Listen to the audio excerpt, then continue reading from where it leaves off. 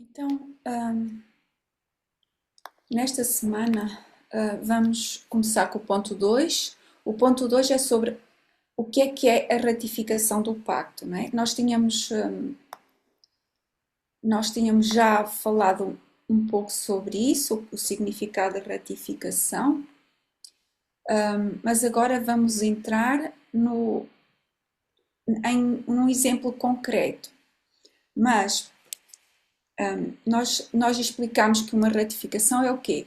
É como irmos a um notário e nós vamos fazer uma assinatura para concretizar o acordo, para tornar o acordo oficial, não é? Eu vou dar um exemplo, por exemplo, de uma casa. Nós compramos uma casa, mas estamos a pagar ao banco. E há um fiador. Jesus é o nosso fiador. Sendo que neste caso o fiador é que vai pagar mesmo, enquanto que no contrato entre Deus e o homem é, é o próprio Deus que paga a casa ao fiador, digamos assim. Só que há condições para receber a própria fiança do fiador, não é? Há condições. E se nós cumprimos essas condições, realmente o fiador vai concretizar o seu empréstimo. Então nós estamos a viver nessa casa durante toda a nossa vida, vamos supor. E depois vai haver um momento em que vai haver uma análise se nós cumprimos as nossas condições. Essa análise chamamos o juízo, um termo nosso conhecido, um juízo investigativo sobre se nós cumprimos todas aquelas condições. E então, finalmente, o banco assina, confirma esse contrato, nós assinamos o contrato e Jesus, como fiador, acaba por pagar toda a nossa casa. Só que há aí uma coisa interessante, é que quando nós vivemos nessa casa, nós já tratamos a casa como se fosse nossa. Nós nem pensamos que não estamos a pagar a casa, que nós estamos a pagar a casa e podemos ficar sem ela um dia, né? Nós sempre tratamos a nossa casa comprada por empréstimo como se ela já fosse nossa. Fazemos obras, remodelamos, investimos, cuidamos, pintamos, acontece alguma coisa, nós tratamos como ela, como se fosse nossa. Nós não vamos ao banco dizer, olha, a casa está assim, a casa é do banco, então você precisa de arranjar a casa, que está lá a cair qualquer coisa. Nós não fazemos isso. Tratamos a casa como se fosse nossa. Ou seja, o usufruto nós já estamos a viver, né, na casa. O usufruto é completo. Só não está ainda ratificada o acordo, mas nós usufruímos totalmente da casa, ou seja, a casa é o nosso benefício. Se nós não tivéssemos casa por empréstimo, nós tínhamos que viver na rua, não tínhamos outra solução. Ou numa cabana feita por nós, não é? Suponhamos que era o velho pacto, é uma cabana feita por nós à nossa maneira, não temos forma de pagar, então temos que viver numa cabana. É nossa pelas nossas forças. Esta não, é um empréstimo, foi um construtor que a fez e agora vamos usufruir dela totalmente.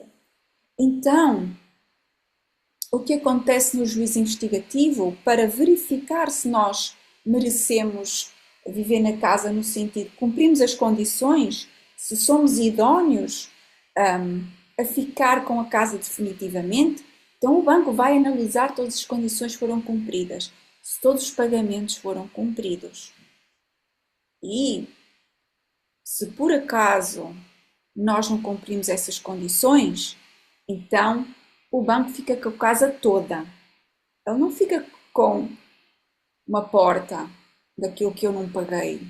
Eu não pagaste uns meses. Não fica com um quarto, ela fica com a casa toda. Então, uma ratificação é ou tudo ou nada. E nessa ratificação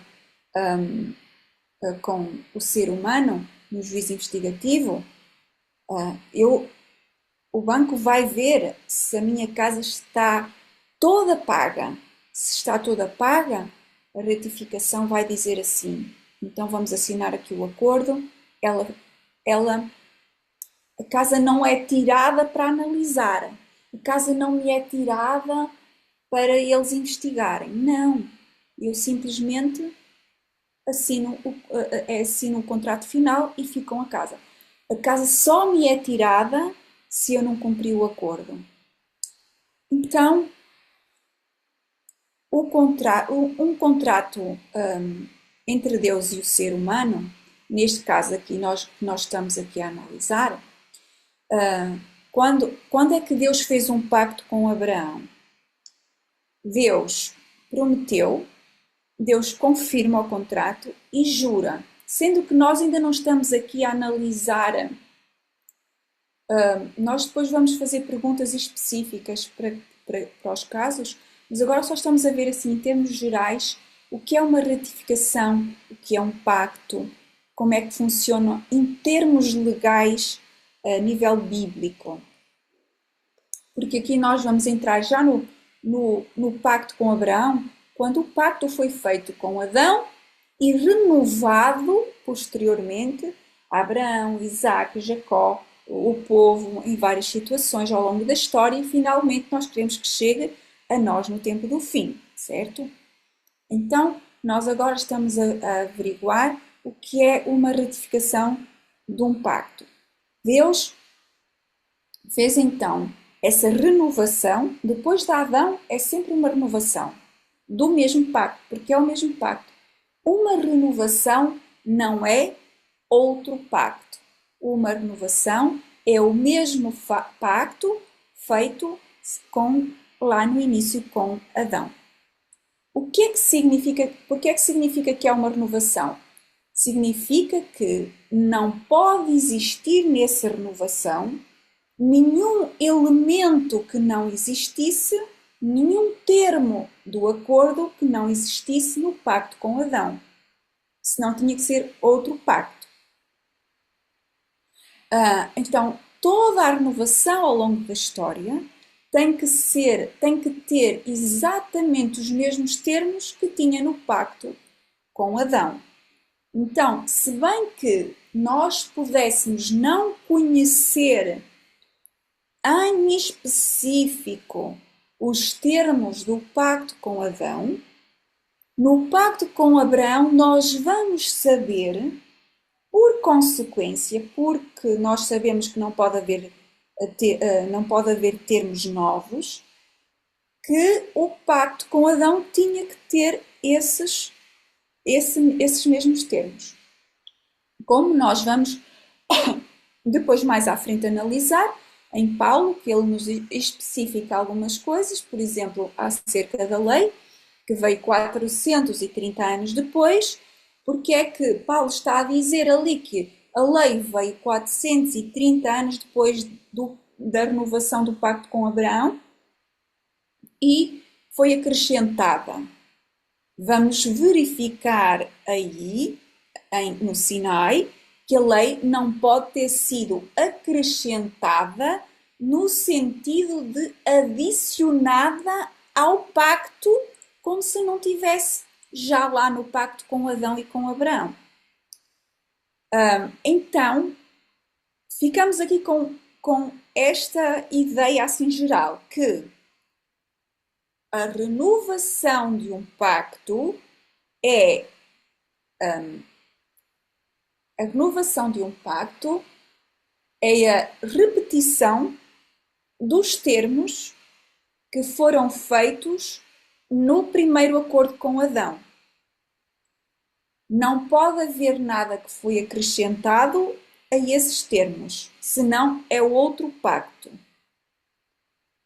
E ficamos agora também já a entender que em todas as renovações do pacto com Adão, se por acaso nós virmos algum termo que esteja lá, é porque já estava lá em Adão, em termos de promessa. E isso vai nos dar o quê? Para nós hoje, vai nos dar a soma dos termos do acordo para nós. Ou seja, ao nós analisarmos os termos do pacto com Adão, depois com Abraão, com Não é? Isaac, Jacó, com Noé, nós vemos aqui uma, temos aqui uma figura de pacto que é feito com um representante do povo, porque é com os patriarcas. No início essa renovação era feita com os patriarcas, não era assim o povo todo. Então ele era o representante, o pacto era feito com o povo, mas era o representante. Depois começámos a ver, ao longo da história, uma renovação com o povo. Não é? Vimos em várias com o povo no Sinai, lá no tempo de Jeremias, ou seja, nós vemos então que Deus quer renovar o pacto depois na presença de todo o povo. E nós vemos lá, depois em Jeremias, essa interessante passagem em que aconteceu esse pacto idêntico com aquilo que aconteceu com Abraão, que eles tiveram que cortar as metades dos animais e passava o povo por, pelas metades. Todo o povo passou por essas metades. Exatamente aquilo que aconteceu na renovação do pacto com Abraão, quando em Gênesis 15, a esse cortar dos animais e passar Abraão e depois passou Deus pelo meio.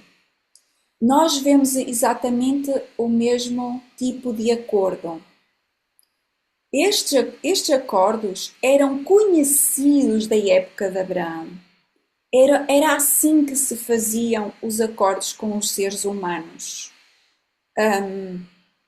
Então, ou seja, era reconhecido legalmente na mente de Abraão aquela forma de fazer o acordo. Então, Deus desce à compreensão, à simbologia e aos métodos humanos em termos legais para que eles entendessem como é que era, o quão sério era o acordo entre Deus e o ser humano.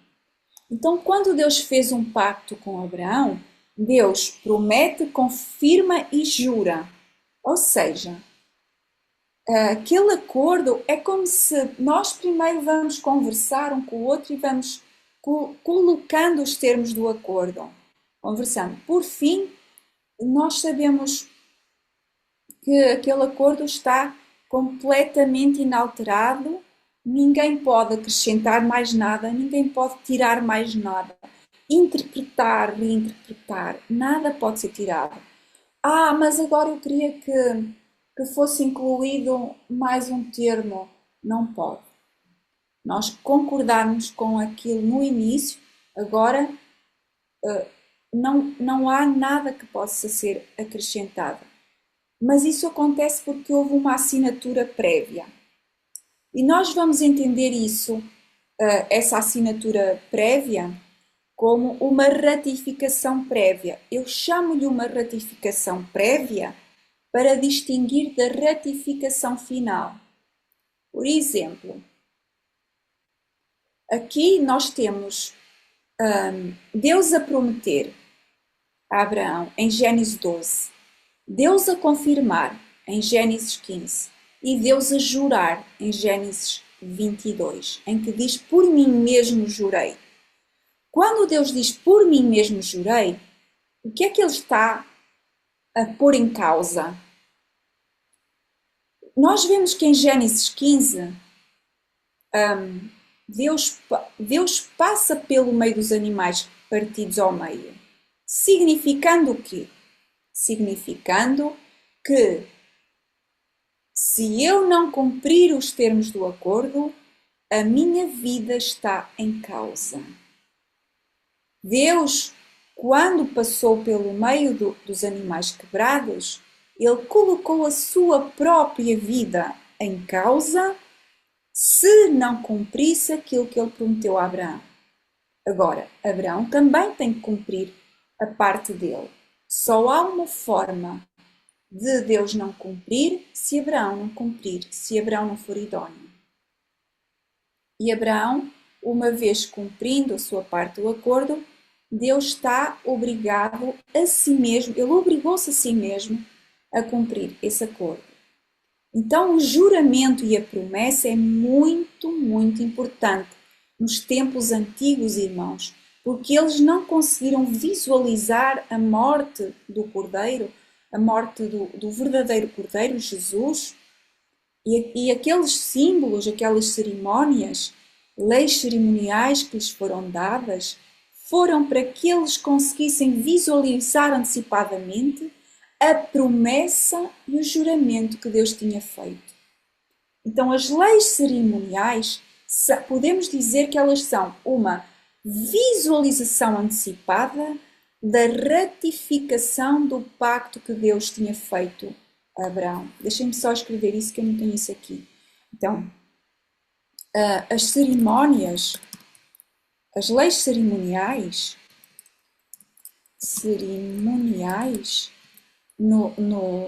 antes de Cristo são como uma visualização antecipada da ratificação do pacto que Deus fez com Adão.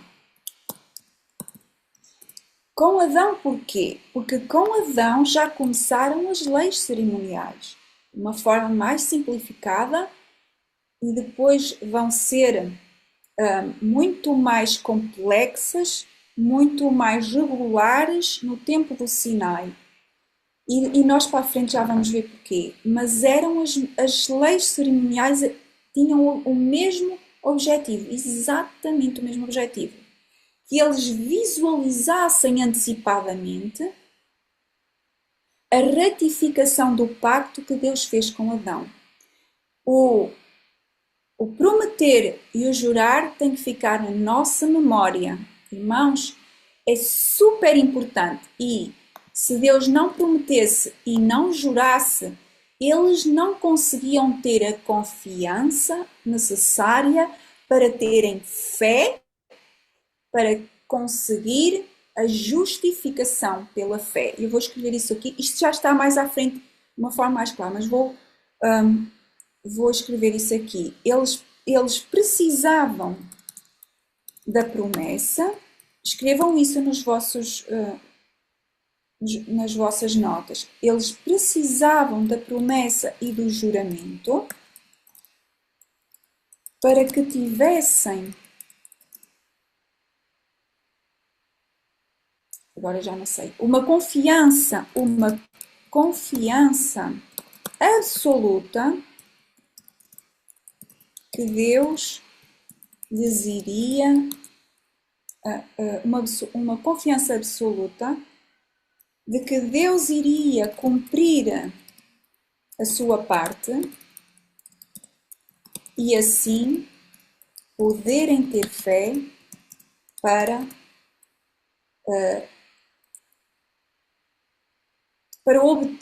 poderem obter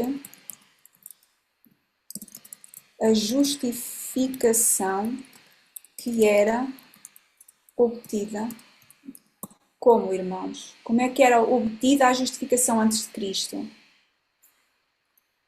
Podem ligar os microfones. Irmãos, eu vou repetir aqui, vocês completem o final. Eles precisavam da promessa e do juramento de Deus, não é? Para que tivessem uma confiança absoluta que Deus iria cumprir a sua parte e assim poderem ter fé para poderem obter a justificação que só era obtida como? Quem tem coragem para revelar a última palavra? Eu vou repetir novamente. Eu quero que vocês entendam isto porque isto é o objetivo do pacto. As leis cerimoniais antes de Cristo são como uma visualização antecipada da ratificação do pacto que Deus fez com Adão.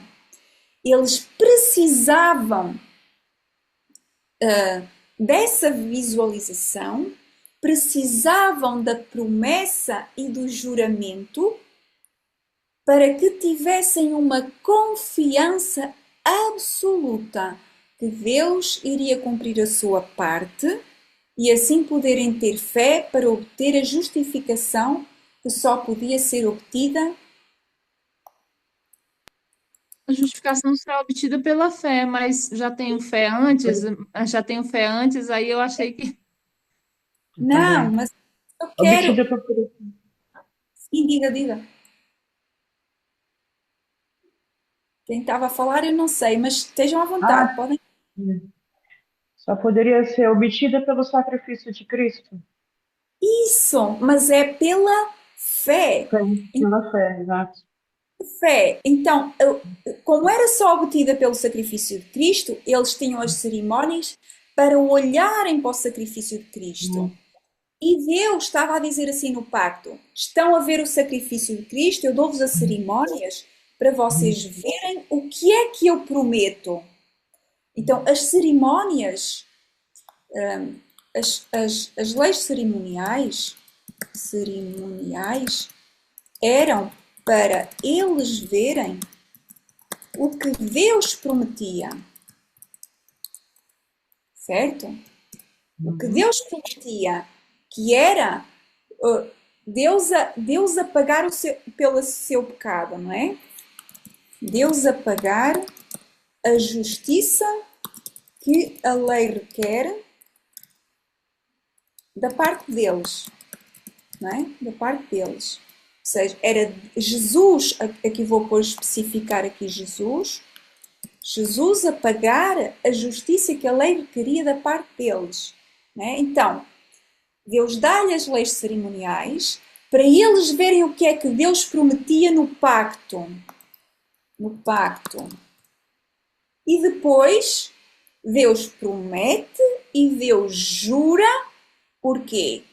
Porque eles precisavam dessa promessa e desse juramento para que tivessem uma confiança absoluta que Deus iria cumprir a sua parte, que eles estavam a visualizar em termos cerimoniais, e assim poderem fé para poderem obter a justificação que só podia ser obtida pela fé. Porque antes de Jesus morrer, eles só podiam ser salvos pela fé, tão igualmente como aqueles que viriam depois de Cristo. Não é? A justificação pela fé não vem apenas depois de Cristo. Não é? Vamos pôr aqui: a justificação pela fé não vem apenas depois de Cristo. Então eles precisavam de obter essa fé de alguma maneira, porque eles não viram Cristo morrer, eles não passaram por a experiência de Cristo morrer, não é?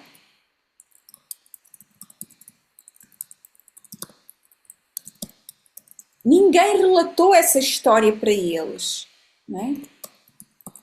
Claro que nós hoje ainda também precisamos de crer que Jesus morreu, mas isso é história, nós sabemos que isso foi realizado. É mais difícil para alguém que tem uma fé prospectiva, a perspectiva é, antes de acontecer, eu acredito que aquilo vai acontecer. Nós temos uma fé retrospectiva porque nós sabemos aquilo que aconteceu, não é? É preciso fé de qualquer maneira. Por isso é que se chama fé prospectiva naquilo que vai acontecer e retrospectiva naquilo que aconteceu. Mesmo para nós precisamos de fé no que aconteceu. É história, mas precisamos de fé, porque muita gente não tem essa fé. Então, eles precisavam de obter essa fé de alguma maneira, porque eles não passaram pela experiência de Cristo morrer. Não é? Precisavam de uma fé prospectiva. Então, eu depois vou passar esta análise que nós fizemos aqui, vou passá-la mais para baixo, porque agora nós estávamos a ver a ratificação de um pacto e vamos depois mais para baixo nós vamos analisar o porquê de um pacto, o objetivo de um pacto. Então, esta conclusão já é o suprassumo do que é o porquê de um pacto. Mas veio a propósito para nós entendermos. Lá mais para a frente, vamos passar isto mais rapidamente, porque afinal vocês já compreenderam.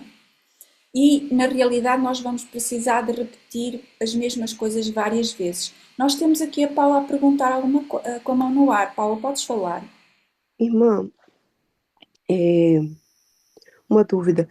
Com relação à justificação, ao perdão de pecados, aquela aliança ali, né, feita e representada através daquelas cerimônias, era toda suficiente, né? Com relação, todo suficiente, assim, pautado nas promessas, né, de que Cristo viria. E se tivessem fé, obteriam essas promessas. Agora, sob a nova aliança, nós temos entendido que, além do perdão, Cristo também dá a santidade, a perfeição, né, a vitória sobre o pecado. E lá era dito que quando pecassem, né, deveriam levar um cordeiro. Já naquela época das cerimônias, estava também disponível para eles a vitória sobre o pecado. É essa a pergunta, irmã Paula? Sim. Ok. Sim. Então, fixemos isto, irmãos. Esta frase é muito, muito importante. Muito importante, irmãos. Não havia nada, não há nada depois de Cristo, não há nenhum benefício depois de Cristo que eles não tivessem alcançado antes de Cristo, a não ser aquilo que vai ser dado ao homem depois do final da porta da graça. Este pacto entre Deus e o homem promete a glorificação, promete o esquecimento dos pecados, promete uma terra renovada. Então, isso só será dado posterior ao fechamento da porta da graça. Até ao fechamento da porta da graça, todos os benefícios dados ao homem depois da cruz são exatamente os mesmos que receberam aqueles que viveram antes da cruz. Nenhum homem se salva com o velho pacto. Nenhum homem se salva pelas suas próprias forças, nem nenhum homem se salva só com alguns benefícios que eram dados, que são dados a nós e não eram dados àqueles antes da cruz. Tá bom? Então, sim, há benefícios que ainda não foram cumpridos por Deus, mas só serão cumpridos depois de boa cobrança, depois de Jesus confirmar quem de nós merece, não é merece, nunca merecemos, é idóneo para receber. Nós não merecemos nenhum benefício, nós tornamos-nos idóneos para receber os benefícios. Irmã Paula, acerca disso há alguma dúvida? Do que eu expliquei agora? E Não, sim, irmã. Vou fazer uma. o vencer a vitória sobre o pecado era dada a eles. Ninguém podia ser salvo sem vitória sobre o pecado. É porque, como assim, era dado o sacrifício, né?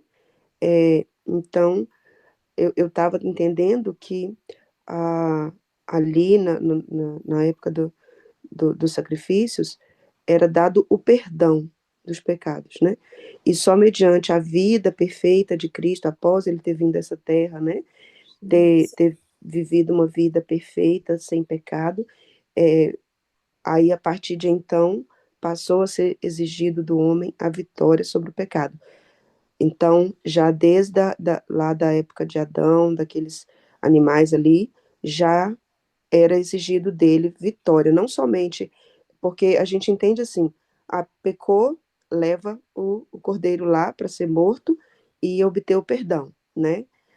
E a partir da morte de Cristo, temos também o perdão, mas temos também a promessa da vitória sobre o pecado.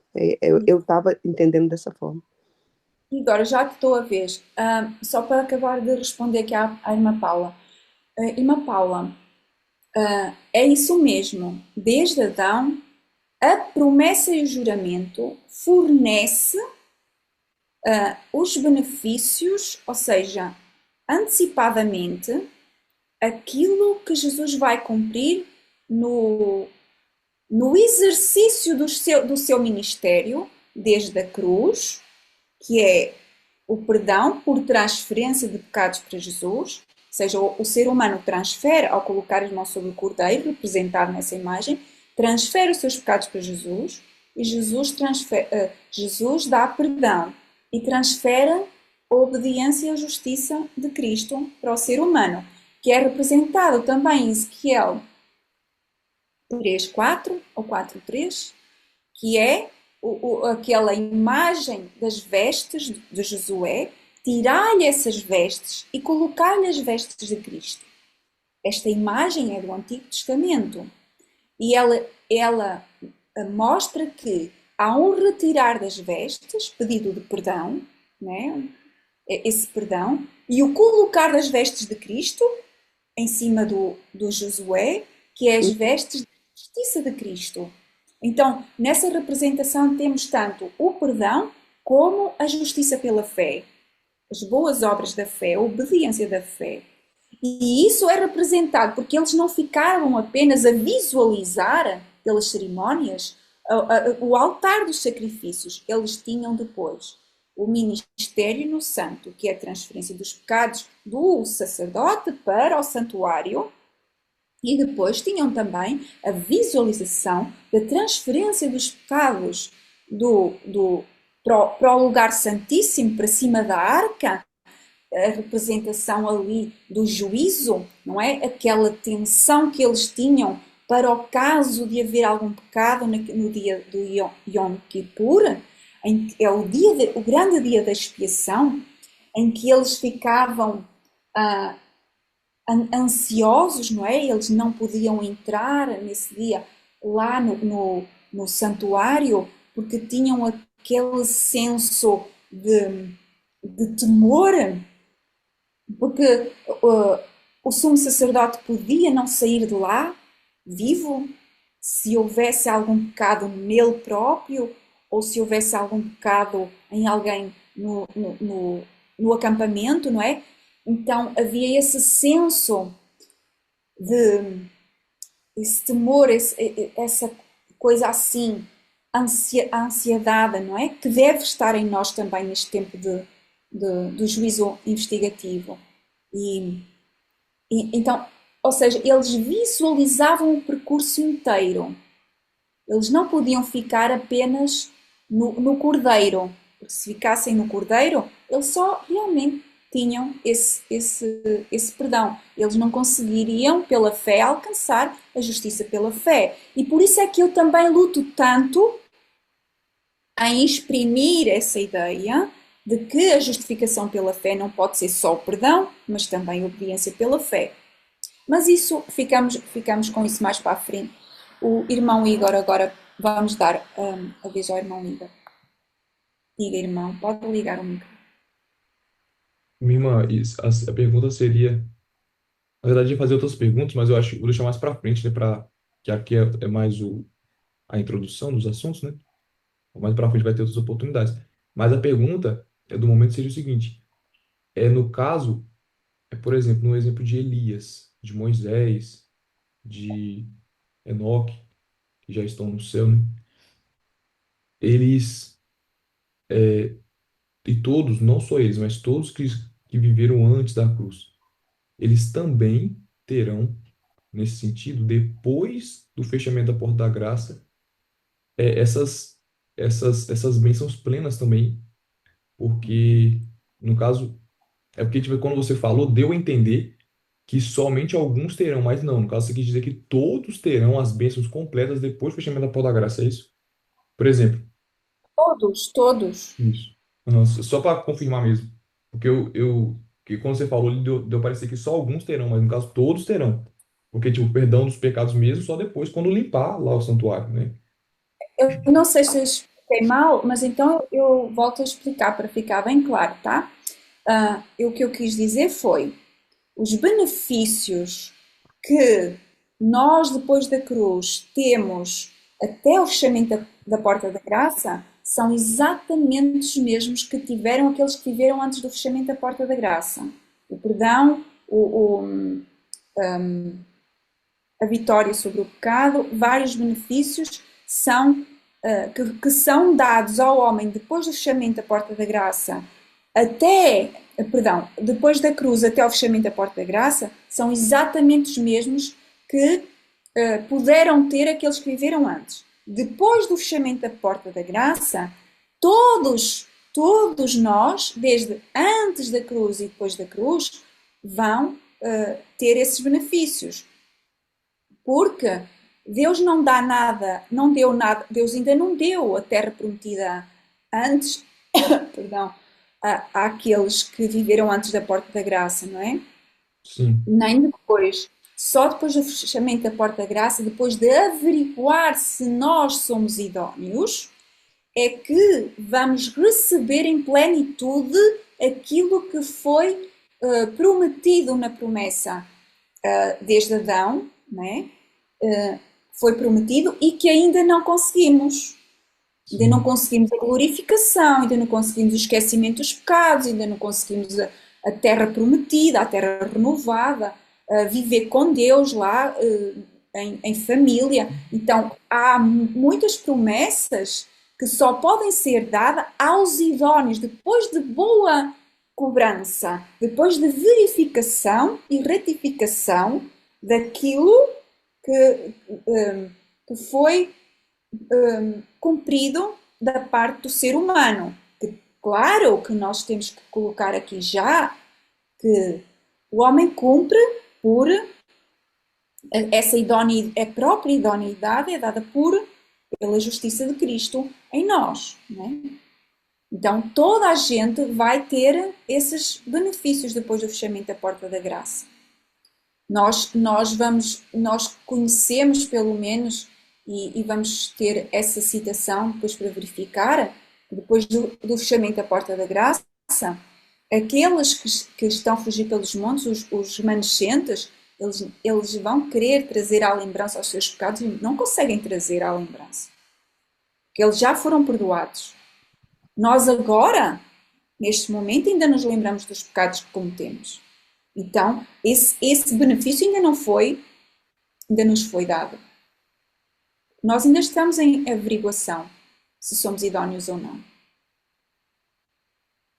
Mais alguma questão acerca disso? Igor? Irmã não, Paula, mais alguma? respondi. Isabel, então, é porque assim, tínhamos escutado lá, quando você falou, a gente entendeu isso, né? Que depois do fechamento da porta da graça, aí há algo diferente. Mas aí eu comecei a pensar nos 144 mil, né? No remanescente, 144 mil. Aí eu comecei a pensar, né? Que eles vão cantar um cântico, enfim. Mas agora você tocou nesse ponto aí do esquecimento dos pecados, né? A gente vai percebendo que os 144 mil vão viver a plenitude de tudo, de toda a promessa, né? De tudo. É claro que eles vão usufruir, como você falou, né?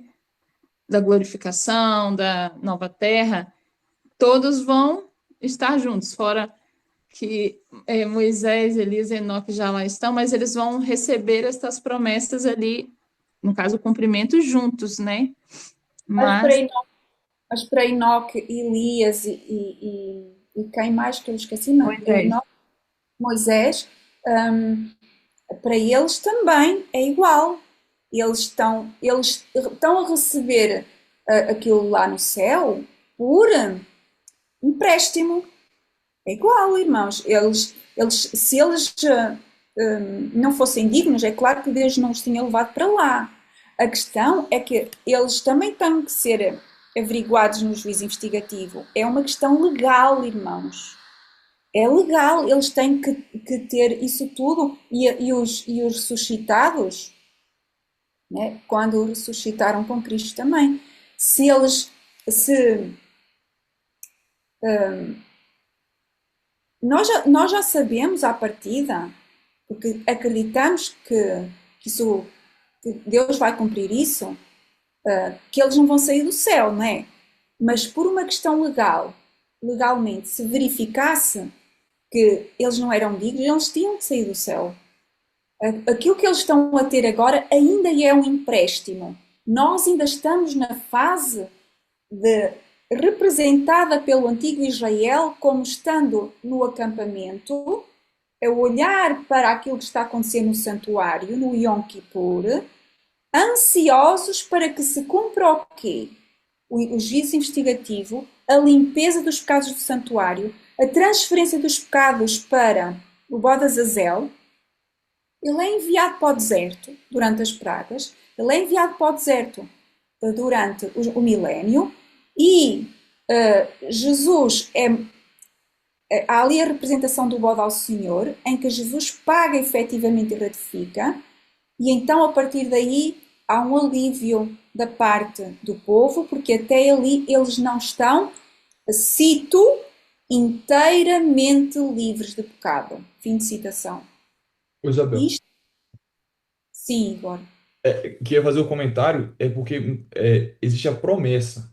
Porque muitas vezes a gente tem a dificuldade de entender a promessa. Por exemplo, eu até comentei isso uma vez e até um irmão, na verdade foi com a minha família também, e eles ficaram assustados, não sei o que vocês pensam em relação a isso.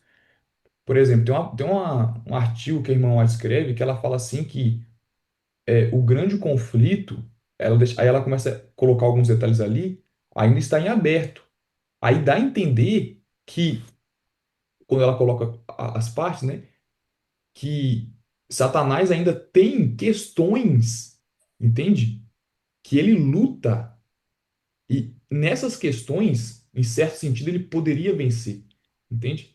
Aí Sim, sim. a pessoa fica tipo assim, não, mas Jesus já venceu Satanás, já venceu como promessa. Mas se uma promessa não for cumprida, então Satanás Isso, vence. E aí a pessoa pensa assim, não, mas como Satanás vence? Satanás ele pode ser extinguido, todos os pecadores podem ser extinguidos, mas se Deus deixar de cumprir uma única promessa, na mente dos seres racionais diante de toda a eternidade vai ficar aquela dúvida, mas e aquela promessa que ele não cumpriu?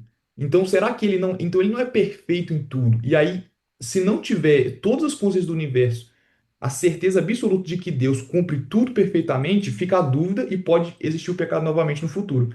Então é por isso que a gente tem que entender que Deus deu a promessa, nós temos que crer na promessa, ele já venceu por nós, amém. Ele já nos deu a vitória, mas as coisas ainda estão acontecendo. Também é a mesma coisa em relação a nós, né? Na questão do pacto eterno. Ele já prometeu, ele irá dar, e nesse caso nós precisamos ainda aceitar, né, para que de fato seja efetivado a promessa, mas tem coisas no grande conflito que precisam ainda de resolução, mesmo que nós confiamos na promessa, na palavra de Deus que ele dará, mas precisa ter a resolução ainda.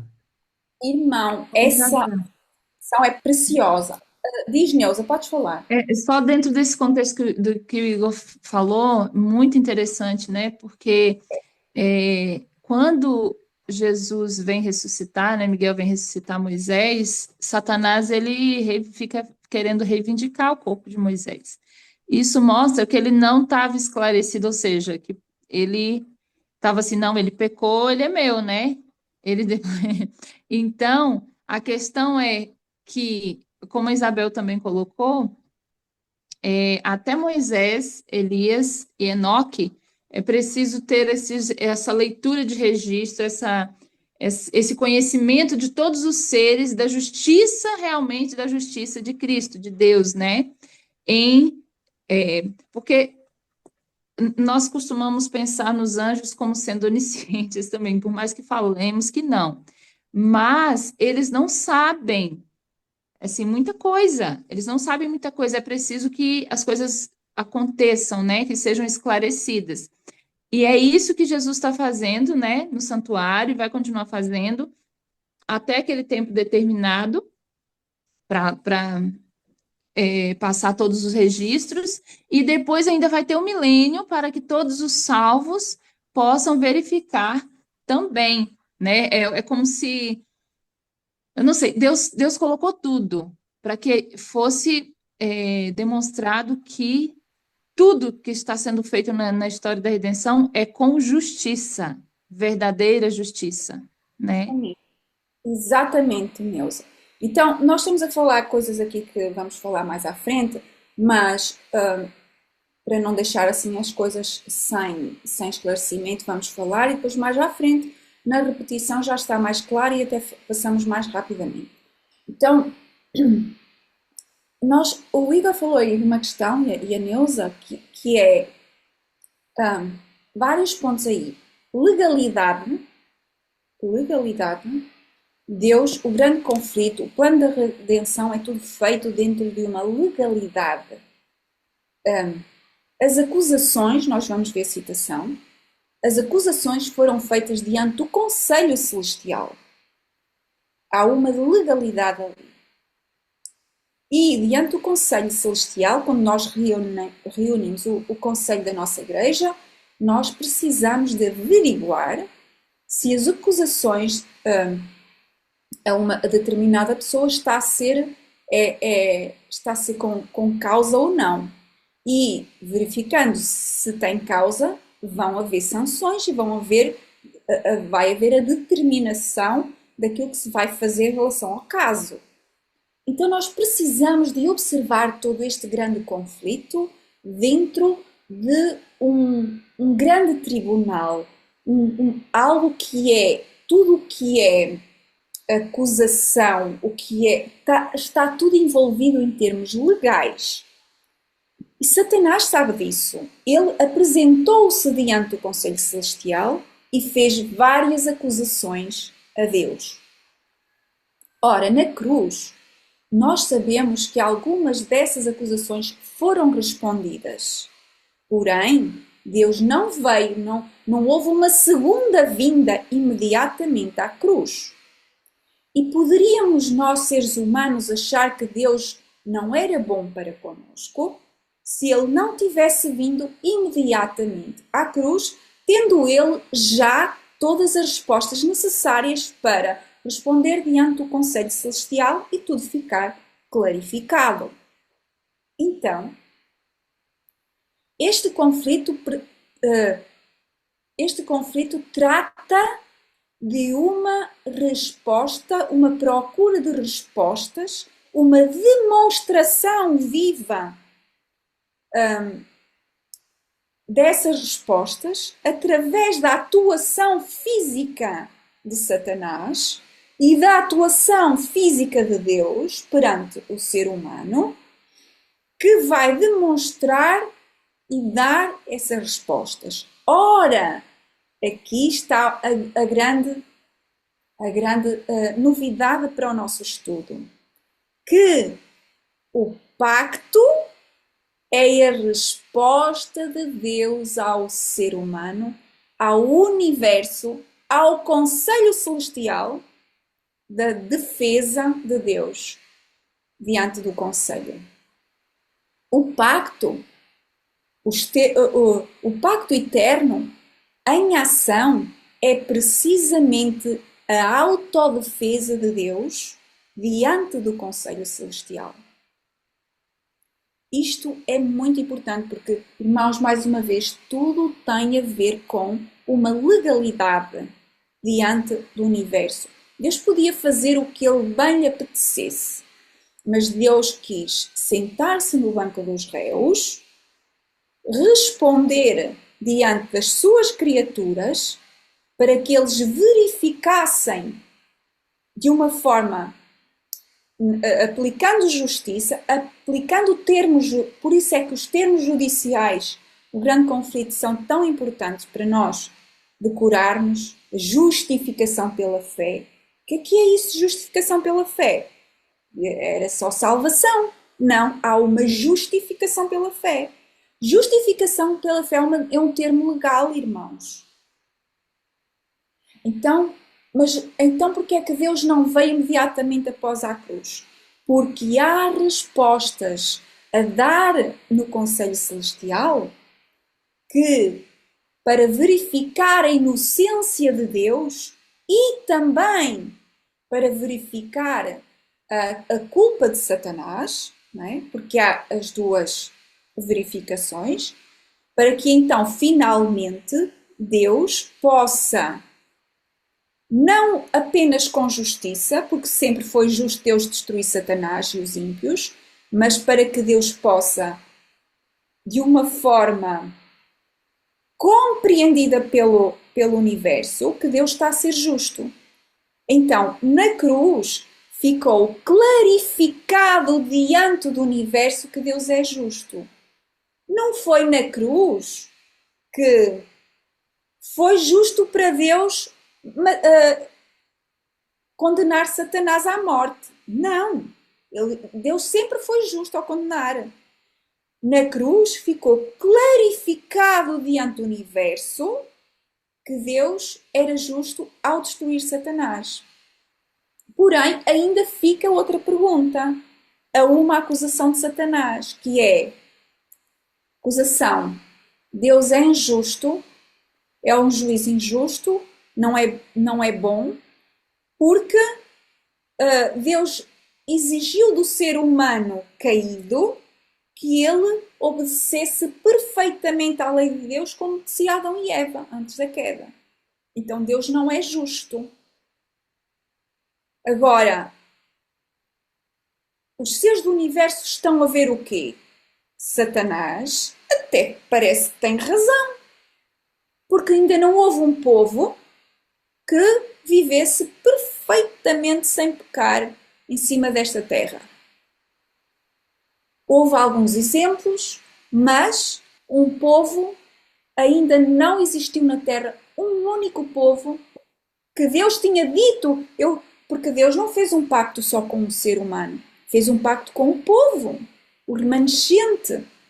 Então, Deus promete a um remanescente e só me aparece aqui uma alminha que é santa. Há alguma coisa errada nas tuas exigências, Deus. Certo?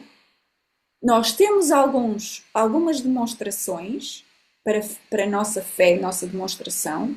A própria vida de Cristo é uma demonstração de que é possível, mas, como povo, isso ainda não existiu. Então, o que é que Deus está à espera? Deus está à espera que a demonstração seja uma demonstração em que não fique dúvida alguma. E como é que não vai... E como é que há de ficar dúvida alguma se aqueles lá, logo a seguir Adão, pecaram, Caim pecou, por ali adiante houve a miséria do pecado nas pessoas que tinham o quê?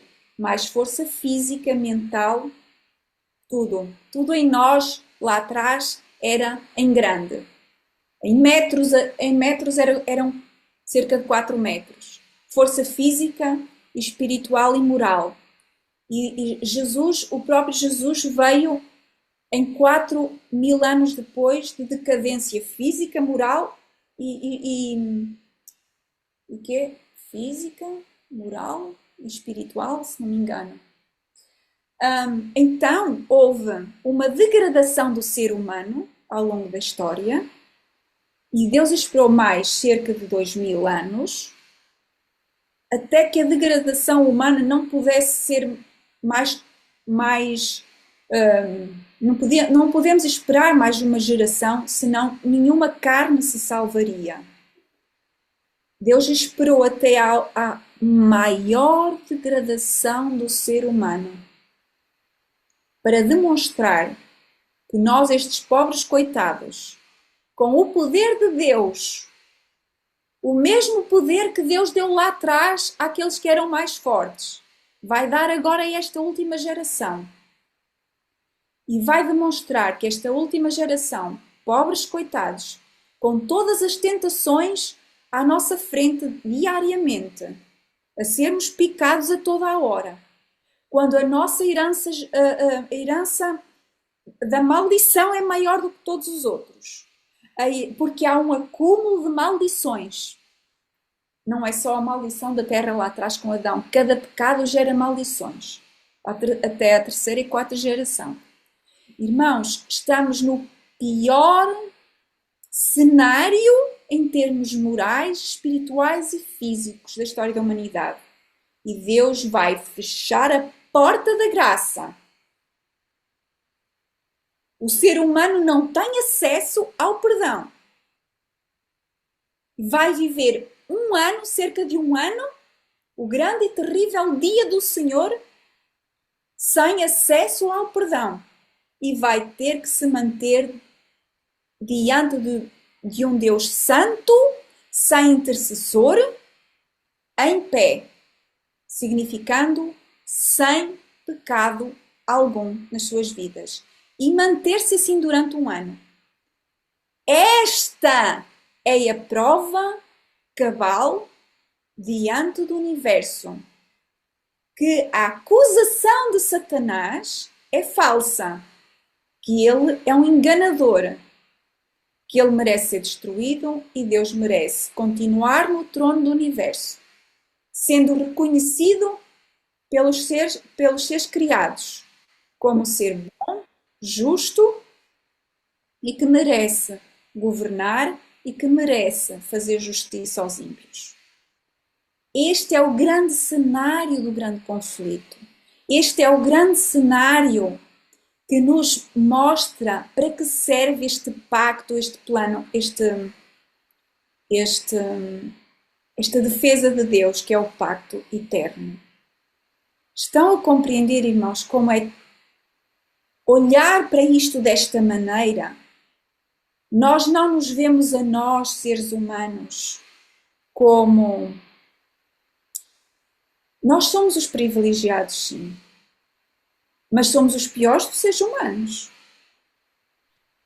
Somos os privilegiados porque nós estamos num ponto em que temos uma identidade e que temos uma função e que temos a grande incumbência de vindicar o caráter de Deus. Irmãos, isto não tem a ver com a minha salvação. Para Deus tem a ver com a minha salvação. Para mim tem a ver com a vindicação do caráter dele. Eu não quero ir só para o céu. O meu objetivo principal é vindicar o caráter de Deus. Aceitar fazer um pacto com Deus, nós temos que ter consciência que aceitar fazer um pacto com Ele não tem a ver com a minha salvação. Para Deus tem a ver com a minha salvação. Para mim deve ter a ver com vindicar o caráter dele. Passar o ano das pragas, essa renovação do pacto no tempo do fim, não deve conter em mim apenas um egoísmo, se é que é egoísmo, nós visto dessa maneira, o meu objetivo primordial antes de conhecer o caráter de Deus é salvar-me. Eu vim para a igreja adventista porque eu tinha a noção que eu estava perdida, eu estava desesperada e eu quis uma boia de salvação.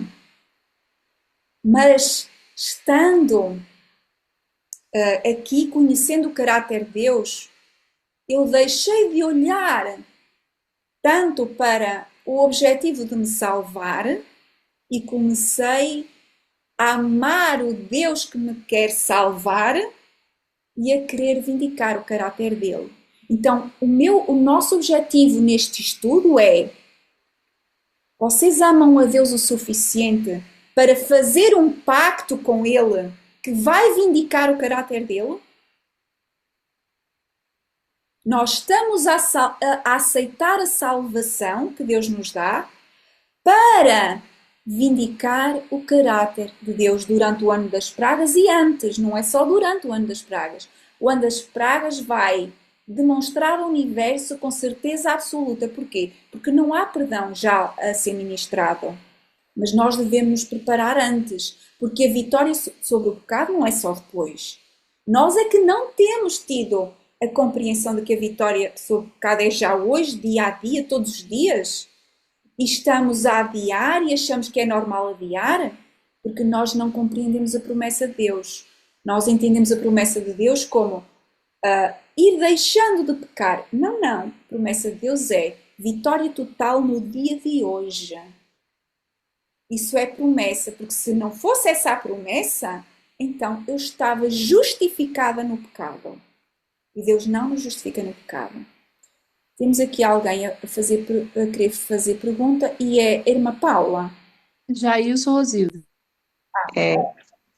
Sou eu, Isabel. Não, eu acho que você já respondeu o que eu ia perguntar, porque quando você falou que a gente, depois da Porta da Graça, as pessoas vão passar um ano sem pecar, sem intercessores, sem pecar, aí eu despertei assim. Mas esse poder a gente ainda vai receber? Tem algo que a gente vai receber para ter esse poder de não pecar? Ou a gente já pode ter hoje, que é o Espírito Santo, eu creio, né? Que a gente pode hoje, né? Receber e não pecar. Era isso que eu ia te perguntar, mas você já respondeu aí, dizendo que a gente pode receber isso hoje. Então, eu creio que está respondido. Eu pensei, então a gente vai receber algo muito importante que a gente vai ter essa condição, né? Porque hoje a gente vê que a gente peca, né? Mas eu digo, e que condição vai ser essa que a gente vai receber para não passar um ano sem pecar, mesmo sem intercessor? Mas eu sei, você já explicou já. Isso pode ser recebido hoje, né? A gente recebendo o batismo do Espírito Santo, a gente pode ser sem pecado a partir de hoje já. Irmãos, Deus não nos vai dar nada, não dá nada aos do último que não tenha dado oportunidade aos anteriores, aos dos últimos. Porque senão os antes de nós podiam dizer assim: eles tiveram algo excepcional que nós não temos. A chuva seródia não é para nos dar, para nos tornar especiais no sentido de ter mais vitória que os anteriores a nós não podiam ter. Nós devemos reclamar hoje mesmo, dia a dia, a vitória para cada dia. Nós não podemos estar à espera da chuva seródia, de um poder excepcional para nos dar mais vitória. O que é que acontece na chuva seródia? Irmãos, isso é muito importante. Olha, como é que eu vou explicar? Nós também vamos ver isto mais especialmente mais para a frente. Mas vejam só, Deus vem se revelando progressivamente. A revelação é como um espelho para nós olharmos e nós podemos contemplar, e ao contemplar nós somos transformados. A contemplação de Cristo é que faz com que nós sejamos transformados. A contemplação da verdade transforma o nosso caráter, o nosso ser, tudo em nós em conformidade com essa verdade, em conformidade de vivência, de transformação das nossas atitudes, dos nossos pensamentos, da nossa do entendimento do que é a vida, a verdade, da distinção entre o erro e a verdade. Tudo isso nos transforma por dentro, até adquirirmos uma imagem de Deus em nós. Para nós participamos na natureza divina dessa forma. A nossa imagem é transformada à imagem de Deus. Então, isso nós podemos dizer que é progressivo. Agora, Deus deu-nos isso, a palavra de Deus, a chuva temporã, a revelação que deu a Ellen White, todo esse conhecimento tão especificado,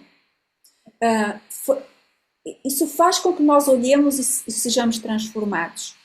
Agora eu descobri uma coisa, que eu não, hoje eu estou a falar assim muito mais de uma forma genérica, a responder perguntas, não estou a levar isto assim a sério, nós vamos ver isso mais para a frente, com citações, está bem?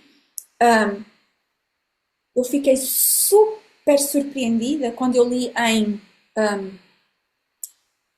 Parábolas de Jesus, no capítulo 9, Ellen White disse que a chuva serôdia era a plenitude da contemplação de Cristo, a plenitude do conhecimento de Cristo. Então, a plenitude do conhecimento de Cristo, e eu pensei assim, como assim? E ao mesmo tempo ela disse também que a terceira mensagem a levar ao mundo era a justificação pela fé. Então, a plenitude da contemplação de Cristo, o conhecimento de Cristo, é a chuva serôdia? E eu pensei assim, nós temos a Bíblia, nós tivemos a chuva temporã e temos a chuva temporã, nós temos livros de Ellen White que não conseguimos ler até à nossa morte. Tanto conhecimento. E ela diz-nos que a chuva serôdia é a plenitude do conhecimento de Cristo. Que mais conhecimento é que nós temos para receber? Irmãos, nós somos transformados diante de uma verdade, mas para sermos transformados completamente, a chuva temporã vai nos dar a conhecer uma verdade completamente, para que nós sejamos transformados completamente à imagem de Cristo. Entendamos, porém, que aquilo que nos foi dado ao longo da história não é a chuva temporã. Eu não creio que a chuva serôdia seja algo a mais que não tenha dado antes, mas que seja dado a nós aquilo que nós não tínhamos conseguido por causa da nossa degeneração, aquilo que tinha sido dado antes. Porque a revelação não foi dada progressivamente, e eu descobri isso e vou-vos explicar porquê depois, não foi dada progressivamente para Deus se revelar ao ser humano, porque eles não conheciam o ser humano. Vê se eu consigo explicar bem isto. Mas porque a sua degeneração não conseguia atingir o mesmo que aqueles que vieram antes de nós conseguiram atingir, porque a sua degeneração conseguia compreender todo o plano com menos do que nós precisamos. A chuva serôdia vai nos dar aquilo que eles podiam atingir antes e que não aproveitaram e que nós vamos ter essa oportunidade. Então a chuva serôdia é uma oportunidade para conhecer a plenitude do conhecimento de Cristo e escolhermos ainda ou não aceitar essa plenitude em nós. Houve alguém que meteu a mão no ar.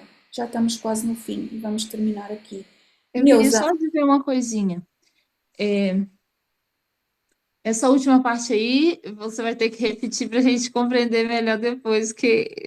eu ainda não expliquei assim muito bem porque ainda Não, está... sim, mas eu estou dizendo assim, porque eu quero compreender mesmo, e são coisas assim, bem profundas, né? Mas eu queria só dizer com relação ao que Rosilda falou, que é o seguinte, como você explicou e tá revelado, em todas as eras, em todos os tempos, a proposta de Deus é a mesma, santidade ao Senhor, o caráter, a imagem e semelhança dele, né? A restauração da imagem de Deus no homem, em todas as eras. Só que quando chega o fechamento da porta da graça, a diferença ali, entrando naquilo que o Rosildo estava falando, é que agora já não há o ofício lá no santuário dentro do Santíssimo, ou seja, se encerrou. Antes disso, é óbvio, quando fecha a porta da graça, aqueles que foram selados, eles já estão vivendo essa realidade sem pecado, eles já foram selados, né? A gente tem que entender que no momento do fechamento da porta da graça, é quando o último que aceitou, no caso esse pacto, aceitou a justiça de Cristo, toma sua decisão e é selado. Não é um momento unânime ali onde todos estão sendo selados naquele momento. Antes disso, agora, neste momento, pessoas estão sendo seladas, podem estar sendo seladas. Quando chega o fechamento da porta da graça, o anjo, ele sela a última pessoa e ele sobe para falar, está feito, certo? Então, a gente costuma pensar assim, fecha a porta da graça, naquele momento sela todos. Não é assim. As pessoas estão sendo seladas. No tempo de Ellen White, pessoas foram seladas. Só que no fechamento, ou seja, pessoas já estão vivendo em santidade ao Senhor. Já aceitaram o pacto, já aceitaram a justificação pela fé. Só que naquele momento em que o anjo sela o último que aceitou, porque Deus, ele sabe quem é o último, né? Aí, ele revela ao anjo também. O último foi selado ali, dos 144 mil, o anjo sobe. Nisso que ele sobe, Jesus diz, está feito. Ou seja, a parte de um ano sem pecado, a partir daquele momento, não é porque foi daquele momento em diante que viveram sem pecado. Naquele momento onde o último foi selado, até um ano, né, completasse um ano, diante do universo, todos aqueles que foram selados vão viver sem intercessor lá no céu, ou seja, à vista de um Deus santo, né, eles vão estar de pé, não vão cair, todos juntos, agora como um povo, não como indivíduos, né? Então, eu só queria fazer esse comentário que não é a partir daquele momento que vão estar sem pecado. Muitos já estão vivendo, usufruindo desta bênção, né, do caráter de Cristo antes disso. Só que agora, já sem Cristo, está lá com aquela questão de perdão. Não, já foi, todos os casos já foram vistos, né? O Ney, ele levantou, não sei se... Amém, entendi. Obrigada, Neuza, obrigada, Isabel. Já agora eu entendi. Quando Isabel explicou, eu já tinha entendido, né, que realmente a gente poderia a partir de hoje, que eu já achava que era assim, mas quando ela falou assim, eu disse, será que a gente vai receber um poder mais poderoso quando a porta da graça fechar? Mas não, entendi perfeitamente. Obrigada, meninas. Além disso, a chuva serôdia não tem a ver só connosco, tem a ver com o avolumar, não é, da voz do terceiro anjo, que é para nos dar poder para a missão. A chuva serôdia tem uma função de levar a missão a todo o mundo, não é? Embora nós agora já o devemos estar a fazer, aquele momento é um ajuntar, um avolumar em grande voz dessa missão. Temos a irmã Paula e o Neide Elson. Neide Elson, por favor. Faça a sua observação. Bom dia a todos. Eu não sei se vocês estão conseguindo me ouvir, porque a internet caiu aqui. Eu espero que sim. Eu achei muito Não, interessante o estamos comentário. ouvindo. Ah, maravilha, Deus seja louvado. Eu achei muito interessante o comentário da irmã Isabel, né? A respeito, né, de Deus não dar, né, méritos para a gente agora que fossem diferentes do que deram para os nossos irmãos no passado, né? E aí eu lembrei, por exemplo, lá da capa de Acã, né? Quando Acã, né, ele pegou o despojo lá que Deus falou para ele não pegar, ele foi o único de toda a nação que estava em pecado.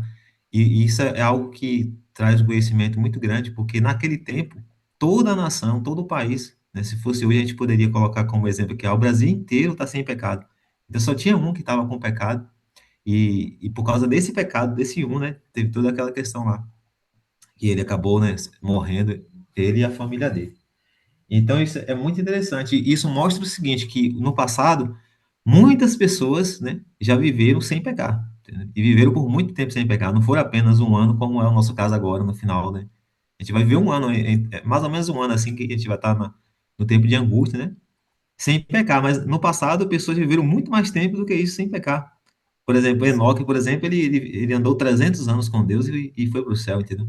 Então, se a gente for analisar essa diferença, é, é bem gritante, né? E um outro ponto, né, é que, o exemplo, sobre a chuva serôdia, ela não pode ser derramada, né, e na plenitude, se tivermos alguma mancha, algum pecado, porque dessa forma a gente seria destruído, como foi no caso, né, do próprio Acã, né? Tipo, ele tinha que estar ali totalmente em Cristo. E aí, o último exemplo, para finalizar o meu comentário, é Jesus. Jesus, quando ele esteve aqui, ele andou plenamente e completamente conectado com a palavra de Deus. É tanto que quando tinha algum evento assim com os discípulos, ele falava assim, ó, homens de pequena fé, porque a fé deles não alcançava o que Jesus alcançava. Essa semana eu fui numa cachoeira aqui com o pessoal e eu fiquei olhando a água e pensando em Jesus. Eu falei, nossa, Jesus andou sobre as águas. E aí eu fiquei pensando a profundidade da fé que ele tinha na palavra de Deus, de olhar um negócio que aparentemente para todo o mundo, tipo, você andar em cima da água, porque ele dependia plenamente da palavra e das promessas. Então, quando a gente estiver totalmente entregue e dependente unicamente da palavra de Deus, vai ser muito simples fazer coisas, inclusive como andar sobre as águas ou coisas mais, né, que aos olhos humanos são difíceis, né? E é isso. Muito Muito obrigado. obrigada, muito obrigada. Hum, há uma coisa aí, irmã Paula já falou, só uma coisa aqui a esclarecer. No fechamento da porta da graça, o antes, pronto, quando nós estamos a dizer agora nós devemos viver uma vida sem pecado. Ninguém vai para o céu, quer seja agora, quer seja antes, que tenha morrido em pecado. Se morreu em pecado, não tem acesso ao céu. Embora eles tinham o perdão sempre disponível. No final, isso não vai acontecer. Agora, há a questão dos pecados inconscientes, os pecados do passado que nós já esquecemos e não pedimos perdão, aqueles pecados que nós dizemos que não são intencionais, ou seja, por ignorância, o pecado por ignorância, não é? O pecado por ignorância precisa de perdão.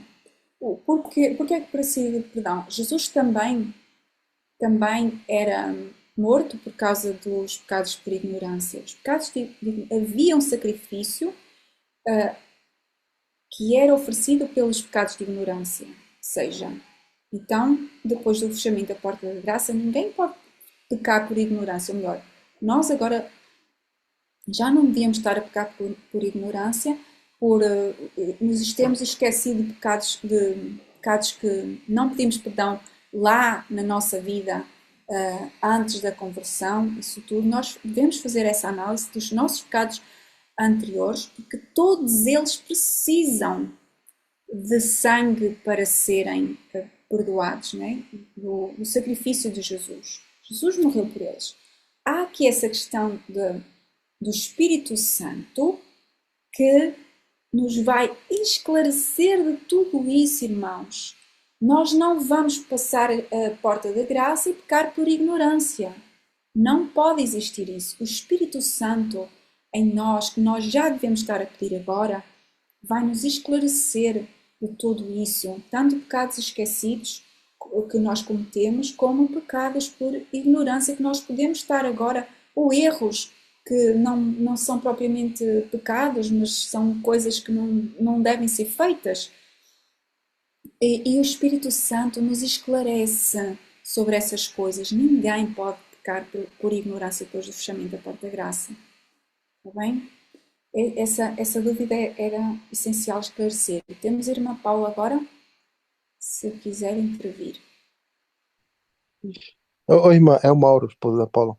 É o seguinte, Ah, algo que a senhora falou agora no final, é justamente que eu estava, né, fazendo toda essa análise dessa explicação.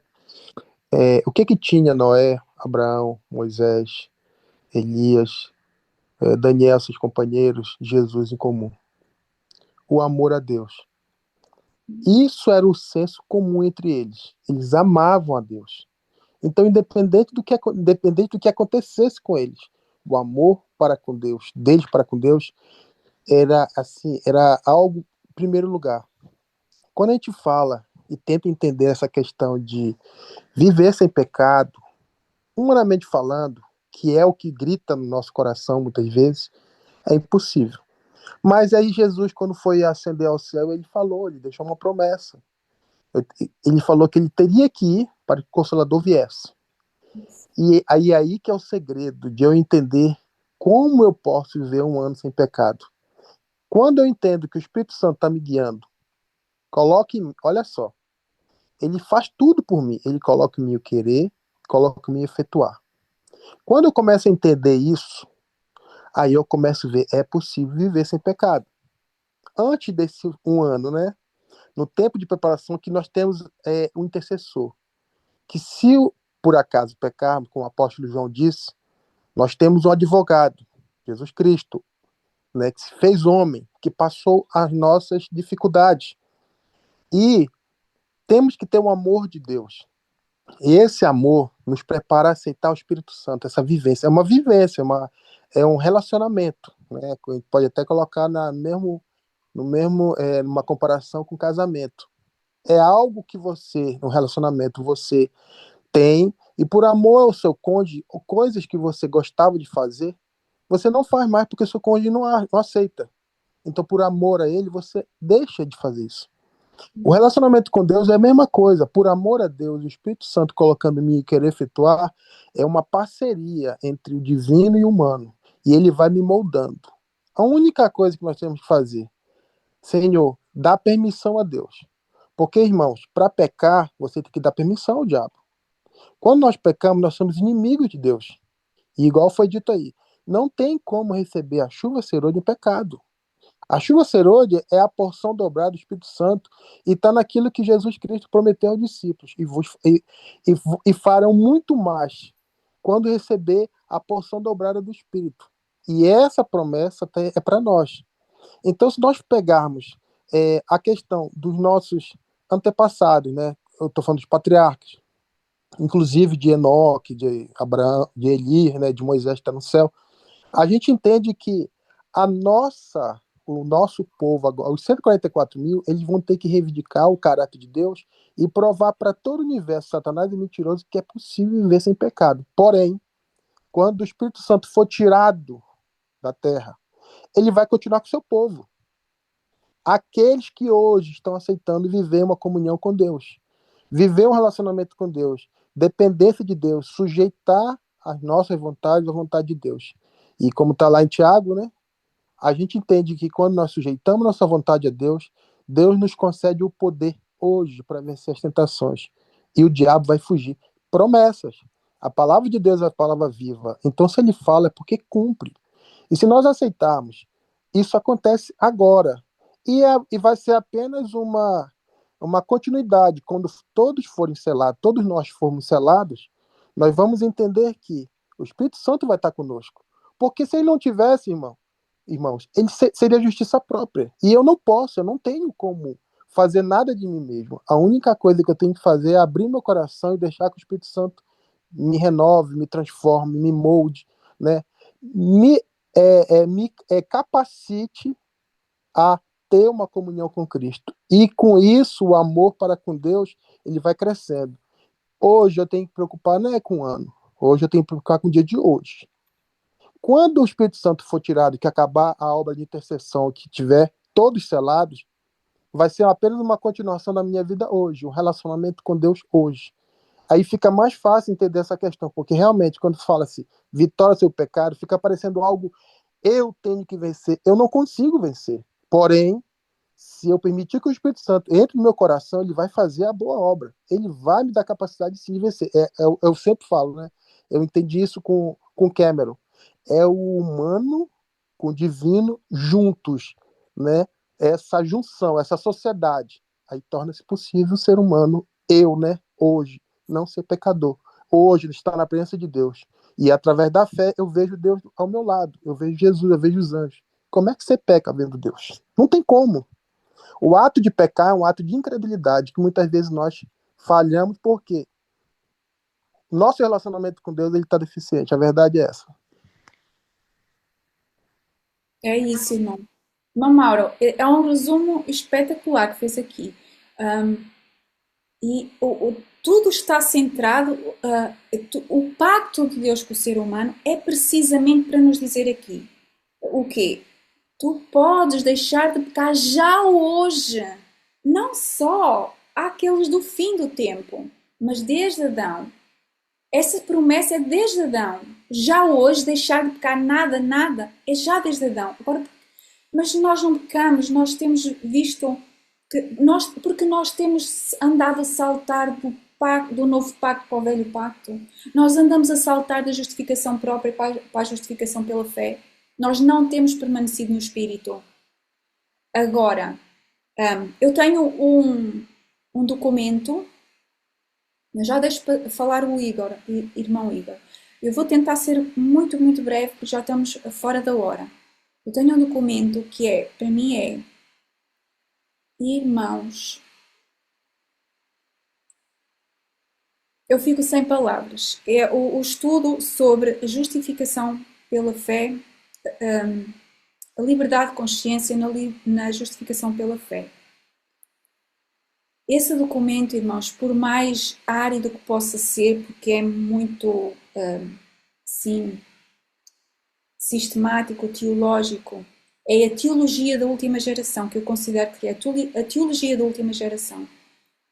Eu quero demonstrar nesse documento o seguinte: Deus sempre, sempre nos deu poder para vencer o pecado. A teologia da última geração não devia ser da última geração.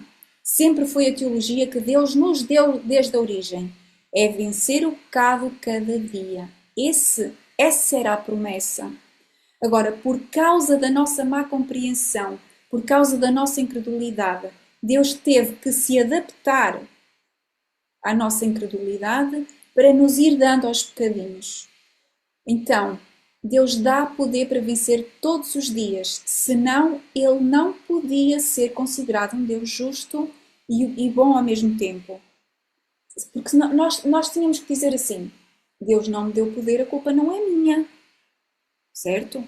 Então a promessa tem que ter obrigatoriamente vencer o pecado todos os dias, ininterruptamente, perfeitamente, sem nunca jamais pecar durante a nossa vida toda. Essa é a promessa, irmãos. Essa é a capacidade divina. Se nós agarrarmos o poder de Deus, o processo de santificação jamais era este que nós estamos a viver. O processo da santificação, sabem o que era? Era de vitória em vitória mais aperfeiçoada. Não era. A promessa, aquilo que Deus nos queria dar, não era: agora pecas, depois dou-te o perdão. Agora pecas e depois dou-te o perdão. Essa não é a promessa. A promessa era vitória em vitória mais aperfeiçoada. O aumentar na santificação. Agora, Deus dá-nos o perdão por causa do nosso processo, não por causa do processo dele. Porque o processo dele, a promessa dele, é irmos de vitória em vitória. E Deus adaptou-se ao nosso processo, que é ir de pecado em vitória, e depois pecado, e depois vitória. Então Deus quer nos dar sempre esse processo de santificação, que é de vitória em vitória.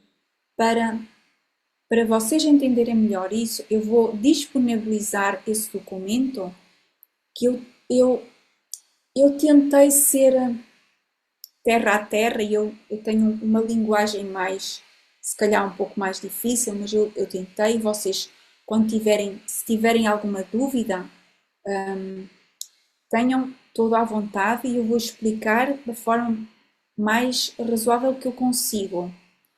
Mas leiam esse documento, irmãos. Esse documento é aquilo que eu acho que é, em termos de compreensão do que é a nossa missão e o que é justificação pela fé, é o auge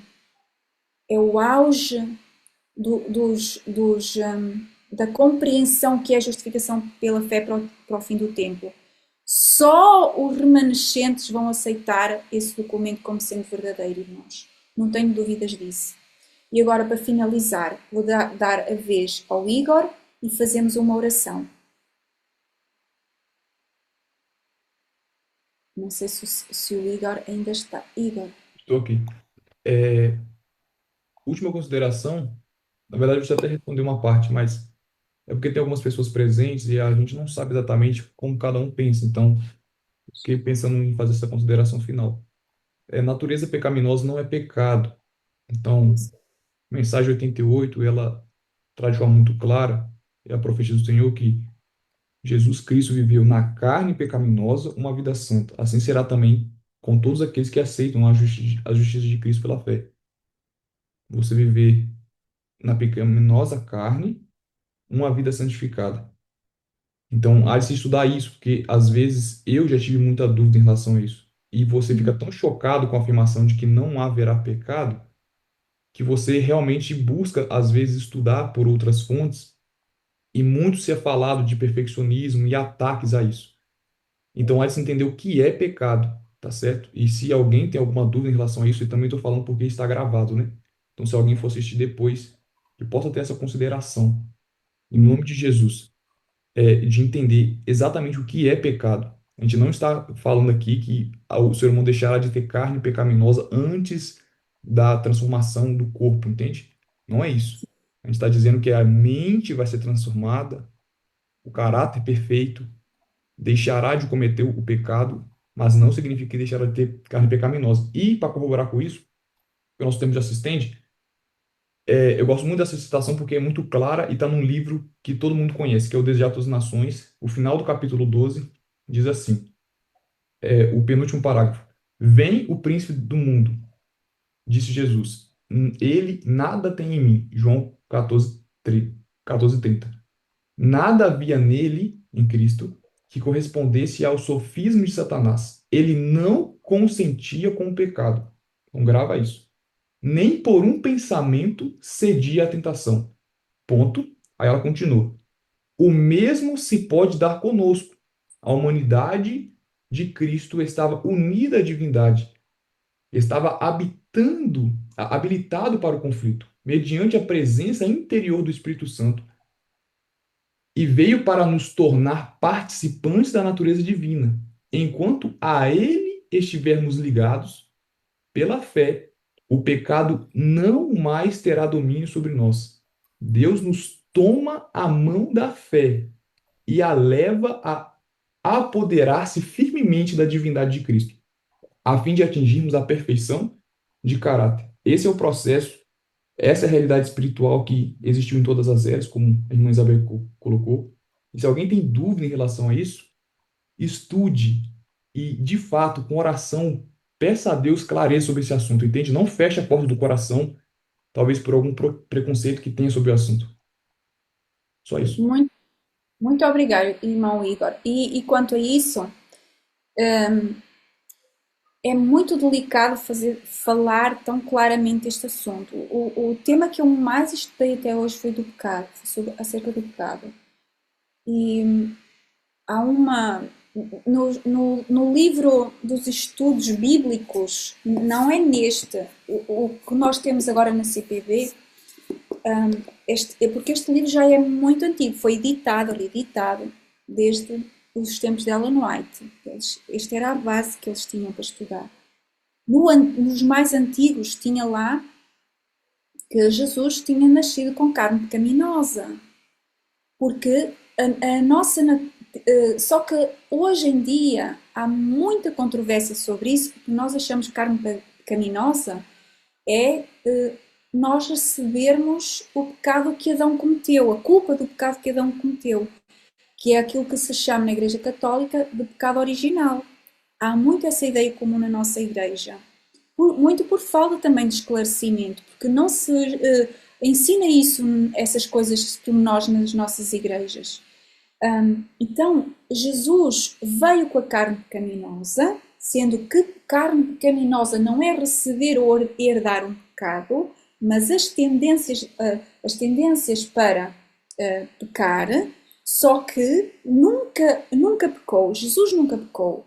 E como não é a carne pecaminosa, não é não poder deixar de pecar, ou seja, nós quando nos tornamos santificados, nós não vamos deixar de pecar, não vamos ser tornados incapacitados para pecar, entendem? Nós vamos ter na mesma o livre-arbítrio para pecar, simplesmente não vamos fazer essa escolha. E só na glorificação é que a nossa carne pecaminosa é transformada. Tal, olhem, eu nunca disse isto a ninguém, mas é mais do que óbvia, entendendo que se Jesus recebeu a carne pecaminosa como nós, ele só na glorificação, depois de ressuscitar, é que essa carne pecaminosa foi transformada, porque ele foi idêntico a nós em todas as coisas, menos no pecado. Então, eu espero que os irmãos não se escandalizem com isto. Eu não falo disto a qualquer pessoa, precisamente para não escandalizar, porque nós precisamos de preparar as pessoas com citações pouco a pouco, porque é muito chocante certas afirmações. E só que há citações sobre isto nos conteúdos da nossa igreja, felizmente, para esclarecer isto. Só que a nossa relutância em olhar tanto para Jesus como se ele fosse grave, escandaloso dizer que Jesus tinha a carne como nós, pecaminosa, tanto como a nossa relutância em aceitar que nós vamos ser perfeitos, não é? Isso faz com que nós percamos a fé, não amadureçamos a nossa fé para que isso seja concretizado em nós. Nós precisamos de fé, de crer que isso é possível para que reclamemos isso de Deus. E é isso. Eu vou partilhar então alguns documentos sobre isso. Eu peço ao Igor que partilhe também essa citação que acabou agora de ler lá no grupo, que é muito útil. Eu vou aproveitá-la também para o nosso estudo. E partilhem também vocês outros algumas citações que eu estou a construir este estudo convosco também. Há muita coisa que eu ainda não tenho e que seria útil colocar. Vocês partilhem à vontade essas citações assim no grupo. Isabel, eu vou fazer só um comentário pequeno aqui. É muito importante, né, esse tema do pacto. É muito fascinante, é muito bom a gente se aprofundar nele. Mas quando nós fala de santificação, né, que é o tema principal, né, que está incumbido em tudo sobre isso, sobre a renovação do nosso pacto. Mas como nós sabemos, como o irmão Mário também citou, né, só é possível com a atuação do Espírito Santo em nós, né, constante, diário. Só assim que o ponto-chave é sobre a vitória sobre o pecado, né? Então, para a gente ter uma vida santificada, a gente só depende da ação contínua do Espírito Santo em nós, e de cada um que está buscando, está se reconciliando, que está se consagrando, que está se alimentando do quê? Do Espírito Santo, né? O meu texto-chave é esse aqui, bíblico, lá de 1 Tessalonicenses, capítulo 5, verso 23, que diz assim, que o mesmo Deus da paz os santifique em tudo, e que o espírito e a alma e o corpo de vocês sejam conservados íntegros e irrepreensíveis na vinda do nosso Senhor Jesus Cristo. Então, só é possível essa preparação através do Espírito Santo em nós, contínuo. Isso é um processo o quê? Diário. Ou seja, por que às vezes nós caímos? Porque nós se afasta do Espírito Santo, nós se afasta de Deus. Então, aí é onde entra o lado carnal. Mas se a gente tiver em nossa mente, em nosso coração, o Espírito Santo constante, diário, não desapegar dele, aí a gente vence, aí vem a vitória sobre o pecado. A gente nós não vamos cair. Como que diz assim, a santificação não é algo que alcançamos por esforço próprio, mas é um processo diário conduzido pelo Espírito Santo. Ele nos convence do pecado. Ele é que nos convence do pecado, nos conduz à verdade, produz em nós o fruto do Espírito e nos capacita a viver de forma íntegra. A santidade não é arrogância espiritual, nem perfeccionismo humano. É o reflexo do amor, da pureza e da obediência de Cristo em nós. é viver cada dia sob a orientação do Espírito Santo, rejeitando o mal e escolhendo aquilo que agrada a Deus. Então, é isso aí o ponto-chave. E ainda a conclusão diz assim ainda: Deus é santo e seu maior desejo é que também vivamos em santidade. Essa transformação só é possível pela ação contínua do Espírito Santo. Não se trata de ser melhor do que os outros, mas de refletir mais a Jesus no nosso caráter, nas nossas palavras, ações e atitudes. Então, eu só queria fixar esse pontinho aí em relação ao pacto, né? E tá, porque inclui tudo, né? O pacto, a aliança, né? Justificação pela fé, tudo isso. É o Ai, Espírito, irmã, é o eu Espírito Santo, é o Espírito Santo diário em nós, constante.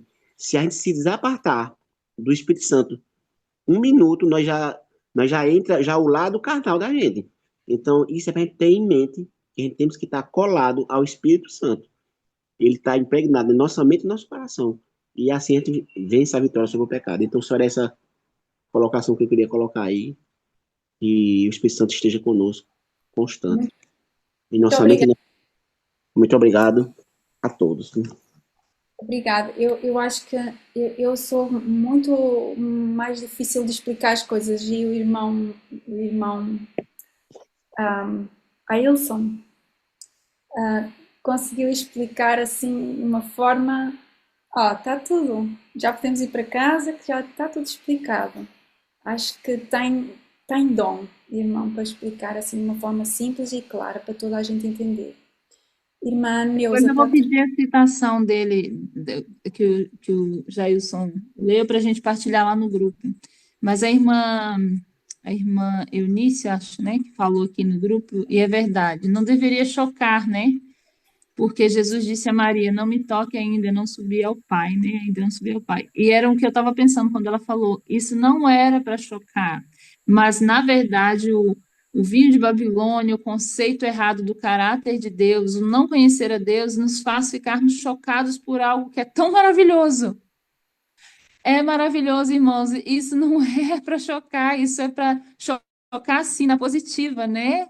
De nossa, uau, que maravilha, mas nós estamos tão arraigados ao pecado. Já não, porque nós estamos sendo libertos e já somos pela fé em Cristo Jesus. Mas há uma arraigação tão grande no pecado da humanidade que se escandaliza com aquilo que é puro, santo e bom, né? Mas que nós aqueles que amam a justiça substituem o escândalo pelo espanto daquilo que Deus tem para nos dar. Em vez de ser escândalo no sentido de rejeição, escândalo é rejeição, mas é o espanto e ficar assim: Deus quer nos dar isso tudo! Santificação já hoje! Uau! Não é assim? Então substituamos o escândalo pela admiração daquilo que Deus tem para nos dar. Então vamos terminar com uma oração e já fomos bem além da hora, né? Ainda bem que hoje é domingo, muita gente está em casa, assim, né? Domingo não, primeiro dia da semana. E ficava convosco o dia todo. Vocês, eu aprendo mais convosco do que eu vos ensino. Posso então orar. Pode orar, Isabel. Ou se quiser dar a vez a alguém também. Eu dou a alguém para não estar sempre eu a falar. Alguém que gostaria, Igor? Alguém? Prazeres, tem tantas pessoas. Quem gostaria de orar? Eu oro. Obrigada. A irmã Terezinha? É Sim. isso. Vamos nos ajoelhar? Vamos orar então. Eterno, eterno Deus, maravilhoso Pai, muito, muito obrigada, Senhor, por esses momentos preciosos, Senhor. Que maravilha, Jesus, quanto esclarecimento. Obrigada, Senhor, porque o Senhor é bom e o Senhor tem enviado para nós, meu Deus, mensagens e mensageiros, trazendo, ó Deus, até nós as mensagens, Pai, para esses últimos dias, para esses últimos momentos que estão vivendo nessa terra. Senhor, nós conhecemos pela Tua palavra, nós entendemos pela Tua palavra, que através do poder do Teu Santo Espírito, através da unção do Espírito Santo em nós, da Tua ação do Espírito Santo em nós, através de nós estarmos apegados à Tua palavra, Senhor Deus, apegados às Tuas promessas, nós podemos ser vencedores cada dia, vencer a nossa natureza pecaminosa, vencer o pecado, vivermos uma vida santa, andarmos com o Senhor como é nós que andava. Por isso, Pai, nessa madrugada aqui estamos, ó Pai, este grupo de pessoas sedenta do Teu poder, da Tua graça, de sermos vencedores, de andarmos com o Senhor, de sermos também instrumento em Tuas mãos, para levar luz a outras pessoas, para ser testemunhas do Senhor às pessoas que estão em trevas. Meu Deus, em nossa volta, no meio da nossa parentela, quantas pessoas estão em treva, Pai, sem conhecimento do Senhor, rejeitando luz. Nos ajuda, Pai, nos usa, não sabemos como nem de que jeito, mas eis-nos aqui, Senhor. Nos usa para que nós possamos, ó Pai, sermos instrumento nas Tuas mãos para levar a Tua mensagem de advertência, de conselho, mensagem, Pai, de repreensão também. Faz com que mesmo os pais sem palavras, através do nosso bom testemunho, as pessoas que convivem conosco possam ver Cristo em nossas vidas. Abençoa cada lar representado, que cada pessoa, som dos nossos corações. O Senhor sabe quais são as nossas fraquezas, quais são os pontos fracos das nossas vidas. Faz, ó Deus, desses pontos fracos, pontos fortes em nós. Nós te rogamos essas bênçãos, te imploramos, te suplicamos e rogamos, Senhor, perdoa os nossos pecados, Pai, os pecados conscientes também, os que nós não temos consciência, nos perdoa e nos dá a consciência dele, nos dá o poder para abandonar e para consertar diante do Senhor. Nós rogamos, Senhor, essas bênçãos, Pai, te agradecemos por tudo, em nome de Jesus. Amém. Amém. Glória a Deus. Aleluia, Senhor.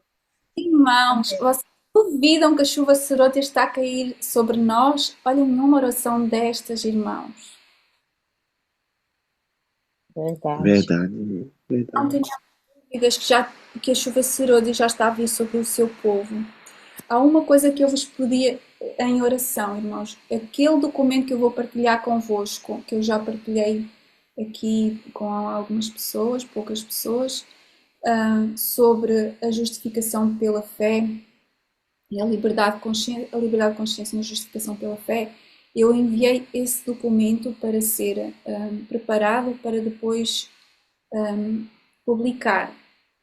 E a pessoa que está responsável por preparar esse documento para publicar, é óbvio que ela precisa de concordar com ele para aceitar trabalhar nesse documento.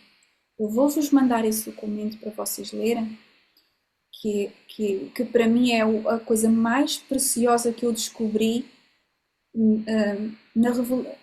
Para mim foi uma revelação e que partilho convosco. É duro de roer para quem não gosta da vitória sobre o pecado, mas acho que é muita luz para quem ama a vitória sobre o pecado. E eu preciso das vossas orações para que seja levada até ao fim a publicação desse documento. E leiam, irmãos, com oração, irmãos. Precisamos fazer oração para ler isso, porque isso vai fazer uma transformação nas nossas ideias, irmãos. Assim, completa. É maravilhoso a meus olhos. E eu espero que o Espírito Santo trabalhe em nós, que a chuva serôdia seja recebida todos os dias da nossa vida, porque ela quer vir em grande medida e está a começar a vir, porque nós estamos a vê-la nas orações, como a oração que foi feita agora, nos estudos, em muitas atuações dos nossos irmãos. Nós vemos gotas da chuva serôdia já a vir sobre este planeta. Um bom dia para todos, muito obrigada pela vossa participação, que Deus abençoe a todos vós.